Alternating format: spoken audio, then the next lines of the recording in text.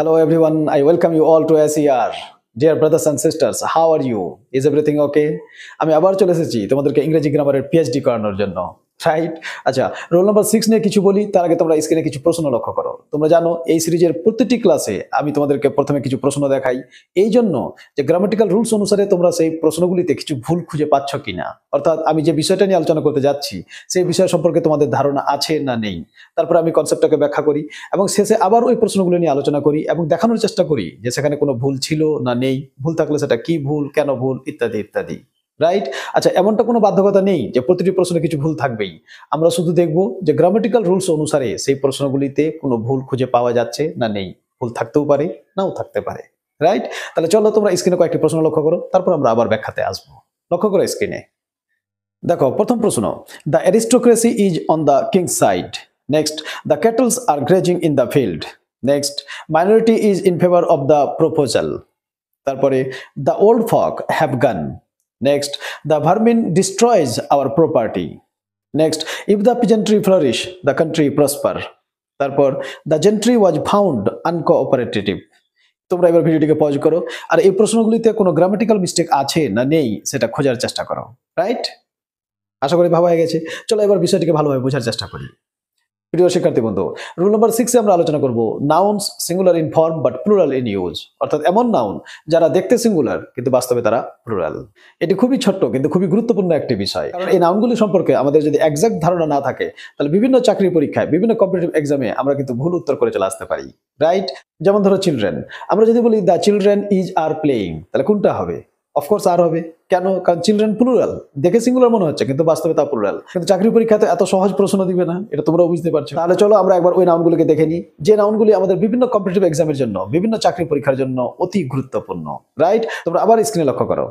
লক্ষ্য করো, আমি এই ধরনের নাউনগুলির এখানে একটা তালিকা তুলে দিয়েছি যে নাউনগুলি দেখতে সিঙ্গুলার কিন্তু বাস্তবে তারা প্লুরাল। আমরা কি দেখতে পাচ্ছি? Aristocracy, artillery, cattle, clergy, folk, gentry, infantry, majority, minority, nobility, poultry, people, police, peasantry, perfumery, staff, tenantry, vermin আর ইয়োমেনারি। লক্ষ্য করো প্রতিটি শব্দের আমি এখানে বাংলা অর্থ লিখে দিয়েছি। এগুলো একটা স্ক্রিনশট নিয়ে রাখো। কয়েকবার যদি তোমরা এই নাউনগুলোকে একটু মনোযোগ দিয়ে পড়ো তাহলে দেখবে তোমাদের খুব সহজেই কিন্তু এগুলি মনে থেকে যাবে। আর মনে রাখার জন্যই আমি বাংলা অর্থটাও দিয়ে দিয়েছি, যেন তোমাদের ভোকাবুলারি জ্ঞানও বেড়ে যায় আর গ্রামাটিক্যাল রুলসও আমাদের জানা হয়ে যায়। রাইট? 2 in 1। তাহলে এই সব নাউন এরা দেখতে সিঙ্গুলার কিন্তু বাস্তবে এরা প্লুরাল। আর যেহেতু এরা প্লুরাল তাহলে এরা প্লুরাল নাউনের মতোই ফাংশন করবে। রাইট? আচ্ছা, যেমন ধরো আমি যদি লিখি বয়েজ, আচ্ছা বলো তো বয়েজ প্লুরাল না সিঙ্গুলার? 100% প্লুরাল। আচ্ছা, বয়েজ যেহেতু প্লুরাল তাহলে আমি এর আগে এন ব্যবহার করতে পারবো। এ বয়েজ হবে? কখনোই না। কেন হবে না? কারণ এন একটিকে বোঝায় আর বয়েজ প্লুরাল, তাহলে প্লুরাল নাউনের আগে এন ব্যবহার করা যাবে না। ঠিক তেমনই আমরা যে নাউনগুলি আলোচনা করলাম এই নাউনগুলির আগেও এন ব্যবহার করা যাবে না। Point clear? আচ্ছা, আবার বলো বয়েজ প্লুরাল, আমরা বয়েজের সঙ্গে আবার এস বা ইএস যুক্ত করতে পারবো, অর্থাৎ বয়েজ থেকে বয়েজেস হবে? হবে না। তাহলে আমরা যে নাউনগুলি দেখলাম এই নাউনগুলির সঙ্গেও এস বা ইএস যুক্ত করা যাবে না। অর্থাৎ ক্যাটল প্লুরাল, তাহলে ক্যাটলের আগে এন ব্যবহার করা যাবে না। এ ক্যাটল হবে? হবে না। আবার ক্যাটলের সঙ্গে এস যুক্ত করা যাবে না। ক্যাটলস হবে? হবে না। যেমন বয় থেকে আ বয়েজ হবে না, ঠিক ক্যাটল থেকে আ ক্যাটল হবে না। যেমন বয় থেকে বয়েজেস হবে না, ঠিক তেমনি ক্যাটল থেকে ক্যাটলস হবে না, because they are already plural. আর যেহেতু তারা প্লুরাল তাই ওদের সঙ্গে আর এস বা ইএস যুক্ত করার কোনো প্রয়োজন নেই। তাহলে এই নাউনগুলি সম্পর্কে আমাদের 3টি নিয়ম মনে রাখতে হবে। কি কি 3টা নিয়ম? নাম্বার 1, এই সব কটি নাউন প্লুরাল আর যেহেতু এরা প্লুরাল তাই এরপরে প্লুরাল ভার্ব বসবে। রাইট? নেক্সট, 2 নম্বর হচ্ছে এই নাউনগুলি যেহেতু প্লুরাল তাই আমরা এর আগে এন ব্যবহার করতে পারবো না। এবং নাম্বার 3, এই নাউনগুলি যেহেতু অলরেডি প্লুরাল তাই এদের সঙ্গে এস বা ইএস যুক্ত করা যাবে না। Point clear? খুবই ছোট্ট কিন্তু খুবই গুরুত্বপূর্ণ একটি নিয়ম। রাইট? ইতিমধ্যে কিন্তু বেশ কয়েকটি গুরুত্বপূর্ণ রুলস আলোচনা করে ফেলেছি। রুলস নাম্বার 1 এ আমরা আলোচনা করেছিলাম নিউমেরাল নাউন্স, অর্থাৎ মিলিয়ন, বিলিয়ন, ট্রিলিয়ন, ওদের সম্পর্কে কি কনসেপ্ট। রুল নাম্বার 2 তে আমরা আলোচনা করেছি নিউমেরাল অ্যাডজেক্টিভ। রুল নাম্বার 3 তে আমরা আলোচনা করেছি যে কম্পাউন্ড নাউনের প্লুরাল কিভাবে করতে হয়। রুল নাম্বার 4 এ আমরা আলোচনা করেছি যে আনকাউন্টেবল নাউনকে কাউন্টেবল হিসেবে কিভাবে ব্যবহার করতে হয়। রুল নাম্বার 5 এ আমরা আলোচনা করেছি nouns plural in form but singular in use. আর রুল নাম্বার 6 এ আমরা আলোচনা করছি nouns singular in form but plural in use. Right? তোমরা ওই ক্লাসগুলি না দেখে থাকলে ওই ক্লাসগুলিও দেখে নিও। আচ্ছা, তোমাদের এই ক্লাসগুলো ইউজফুল মনে হচ্ছে তো? যদি ইউজফুল মনে হয় তাহলে যারা এখনো ভিডিওটিকে লাইক করোনি লাইক করো। তোমাদের কেমন লাগছে কমেন্টে আমাকে জানাও। ভিডিওটিকে বন্ধু বান্ধবদের সঙ্গে শেয়ার করতে ভুলবে না। এবং তোমরা কেউ যদি আমার ক্লাস প্রথম দেখে থাকো তাহলে চ্যানেলটি সাবস্ক্রাইব করে না থাকে সাবস্ক্রাইব করে নাও। আর ফেসবুকে দেখলে ফেসবুক পেজটিও ফলো করে নাও।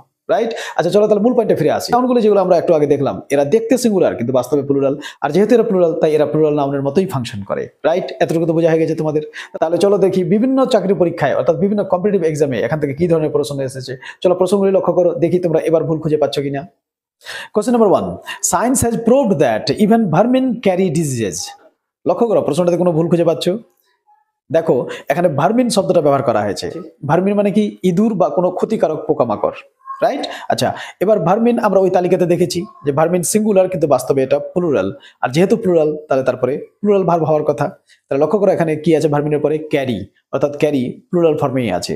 তাহলে এই বাক্যটাতে কোনো মিস্টেক নেই, দ্য সেন্টেন্স ইজ 100% কারেক্ট। যদি ক্যারিজ থাকতো তাহলে ভুল হতো, কিন্তু যেহেতু ভার্মিনের পরে ক্যারি আছে আর ক্যারি প্লুরাল ফর্মেই আছে তাই এই বাক্যটাতে কোনো ভুল নেই। নেক্সট কোশ্চেন নাম্বার 2 লক্ষ্য করো, the gentry of Mumbai does not like Salman Khan at all even though he has a number of good movies to his credit. লক্ষ্য করো এই প্রশ্নটাতে কি ভুল আছে। লক্ষ্য করো প্রশ্নটিতে আছে দ্য জেন্ট্রি, আর আমরা ইতিমধ্যেই জেনে গেছি যে জেন্ট্রি দেখতে সিঙ্গুলার কিন্তু বাস্তবে তা প্লুরাল। তাহলে the gentry of Mumbai does not like, তাহলে এখানে সাবজেক্ট কে? The gentry. আচ্ছা দ্য জেন্ট্রির জন্য কি ব্যবহার করা হয়েছে? Does not like. ডাজ কখন ব্যবহার করা হয়? আমরা জানি প্রেজেন্ট ইনডিফিনিট টেন্সে যদি সাবজেক্ট থার্ড পারসন সিঙ্গুলার হয় তাহলে ওই ক্ষেত্রে ডাজ ব্যবহার করা হয়, রাইট? কিন্তু জেন্ট্রিতে প্লুরাল, তাহলে এখানে ডাজ কেন? এখানে ডু হবে, ডু নট লাইক, রাইট? তাহলে the correct sentence is the gentry of Mumbai does not like Salman Khan at all. বাকি যা আছে তাই। Point clear? 100%। Next, if those cattles are yours, whose are these ones. লক্ষ্য করো এখানে ক্যাটল আছে। আচ্ছা আমরা জানি ক্যাটল প্লুরাল, রাইট? আর প্লুরালের উপরে আর ব্যবহার করা হয়েছে, প্লুরাল ভার্ব ব্যবহার করা হয়েছে। তাহলে এই বাক্যটিতে কোনো ভুল নেই, রাইট? 100% রং। লক্ষ্য করো প্রশ্নটিতে ক্যাটেলের পরে আর ব্যবহার করা হয়েছে, এটা ঠিক, এখানে প্লুরাল ভার্ব আছে, কিন্তু লক্ষ্য করো ক্যাটেলের সঙ্গে অ্যাস যুক্ত করে দেওয়া হয়েছে। আর আমরা কি জানি যে ক্যাটেল অলরেডি প্লুরাল, আর যেহেতু এরা প্লুরাল তাই এরপরে অ্যাস বা ইয়াস যুক্ত করার কোনো প্রয়োজন নেই, রাইট? তাহলে ইফ দোজ ক্যাটলস নয়, if those cattle are yours, whose are these ones. Point clear হলো? 100% পাক্কা? Yes. Next, can not you see that the cattle is grazing in the field so you can not play there. এবার লক্ষ্য করো আবার cattle. আচ্ছা এখানে ক্যাটলস নেই মানে অ্যাস যুক্ত নেই, তাহলে এটা তো ঠিক আছে, এখানে কোনো মিস্টেক নেই, কিন্তু আবার ভুল হয়ে গেল। ক্যাটলের পরে ইজ কেন? আর হবে, কারণ আমরা ইতিমধ্যেই জেনে গেছি যে ক্যাটল প্লুরাল, আর প্লুরাল নাউনের পরে প্লুরাল ভার্ব ব্যবহার করতে হয়, তাহলে ইজ নয় আর হবে এখানে। বোঝা যাচ্ছে? ভুল ধরতে পারছো? তোমরা যদি এই কনসেপ্টটি প্রথম জেনে থাকো তাহলে ক্লাসটিকে আরেকবার দেখবে আর ওই নাউনগুলোকে একটু ভালো করে পড়ে নিবে, দেখবে তোমরাও ইজিলি এখান থেকে ভুল খুঁজে পেয়ে যাবে। একটু তো চেষ্টা করতেই হবে, কারণ চাকরির পরীক্ষায় বসবে আর এতটুকু কষ্ট করবে না তা কি হয়, রাইট?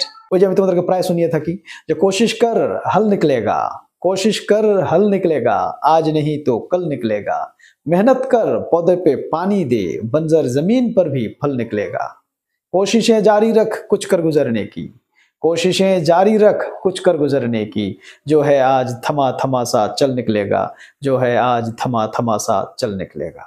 তো তাহলে চেষ্টা করো, সমাধান কিছু না কিছু বের হবেই। তাহলে চলো আমরা প্রথম যে প্রশ্নগুলো দেখেছিলাম সেই প্রশ্নগুলো আবার আরেকবার দেখে নিই আর দেখি এবারে তোমরা ভুল খুঁজে পাচ্ছ কিনা, রাইট? তাহলে আবার লক্ষ্য করো স্ক্রিনে। Look at the first question, the aristocracy is on the king's side. আচ্ছা অ্যারিস্টোক্রেসি দেখতে সিঙ্গুলার কিন্তু বাস্তবে প্লুরাল, আর যেহেতু প্লুরাল তাহলে তারপরে ইজ কেন? এখানে আর হবে, right? Clear? Next, the cattles are grazing in the field. আমরা ইতিমধ্যেই দেখলাম যে ক্যাটলের উপরে আর আছে, এটা ঠিক, কিন্তু ক্যাটলস কেন? ক্যাটল প্লুরাল, আর যেহেতু অলরেডি প্লুরাল তাই তার সঙ্গে এস বা ইএস যুক্ত করার কোনো প্রয়োজন নেই। তাহলে the cattle are grazing, right? Next, majority is in favour of the proposal. তাহলে মেজরিটি দেখতে সিঙ্গুলার হলো বাস্তবে প্লুরাল, আর যেহেতু প্লুরাল তাহলে ইজ কেন? এখানেও আর হবে। Next, the old folk have gun. আচ্ছা এখানে কি আছে? ওল্ড ফক, অর্থাৎ ফক ওই নাউনগুলির মধ্যে পড়ে যারা দেখতে সিঙ্গুলার কিন্তু বাস্তবে প্লুরাল। এখানে তোমরা জেনে রাখো যে কে এম এফ এর আগে যদি এল থাকে তাহলে সাধারণত এল উচ্চারণ হয় না, এল সাইলেন্ট থাকে, রাইট? যদিও দুই একটা ব্যতিক্রম আছে, কিন্তু জেনারেল রুলস হচ্ছে কে এম এফ এর পূর্বে যদি এল থাকে তাহলে এল সাইলেন্ট থাকে, এটা ফল্ক নয়, ফক উচ্চারণ হবে। আচ্ছা ফক প্লুরাল, তাহলে তারপরে লক্ষ্য করে হ্যাভ আছে, প্লুরাল ভার্ব, তাহলে no mistake in this sentence, no error, right? Next, the vermin destroys our property and carry diseases. লক্ষ্য করো দ্য ভার্মিন আমরা ইতিমধ্যেই জেনে গেছি ভার্মিন প্লুরাল, আর যেহেতু প্লুরাল তাহলে ডিস্ট্রয়েজ কেন? ডিস্ট্রয় প্লুরাল ভার্ব হওয়ার কথা, right? Yes. If the peasantry flourish the country prosper. তাহলে এখন লক্ষ্য করো ইফ দ্য পিজেন্ট্রি, তাহলে পিজেন্ট্রি প্লুরাল নাউন, আর যেহেতু প্লুরাল নাউন তাহলে তারপরে প্লুরাল ভার্ব লাগবে। লক্ষ্য করো ফ্লারিশ প্লুরাল ভার্ব আছে, এখানে যদি ফ্লারিশেজ ইএস যুক্ত হতো তাহলে কিন্তু বাক্যটা ভুল হতো। তাহলে এখানে যেহেতু ফ্লারিশ আছে it is plural and there is no mistake in the sentence. Next, the gentry was found uncooperative. আবার ভুল হয়ে গেল, জেন্ট্রি প্লুরাল, আর যেহেতু প্লুরাল তাহলে তার উপরে প্লুরাল ভার্ব ব্যবহার করতে হয়, তাহলে এখানে ওয়াজ নয় ওয়্যার হওয়ার কথা। বোঝা যাচ্ছে? ইউজফুল মনে হচ্ছে? এবার ভুল ধরতে পারছো? অবশ্যই পারবে, কেন পারবে না? So, my lovely brothers and sisters, this is the end of the discussion of rule number 6. That means nouns singular in form but plural in use. Very dangerous if you don't know the concept. তাহলে এই ক্লাসে তোমাদেরকে যে নাউনগুলি দেখানো হলো ওই নাউনগুলোর একটি note বানিয়ে নিও এবং সেগুলোকে একটু মনে রাখার চেষ্টা করো।